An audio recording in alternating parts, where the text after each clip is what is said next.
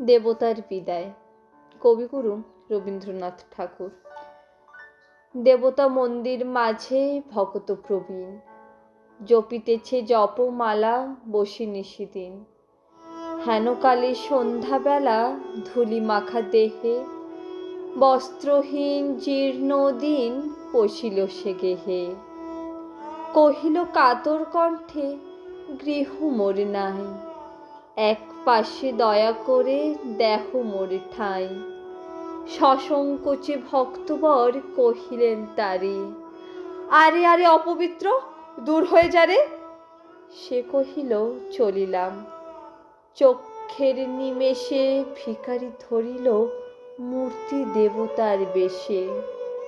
ভক্ত কহে, প্রভু মোরে কি ছল ছলিলে। দেবতা কহিল, মোরে দূর করে দিলে। জগতে দরিদ্র রূপে ফিরি দয়াতরে, গৃহহীনে গৃহ দিলে আমি থাকি ঘরে।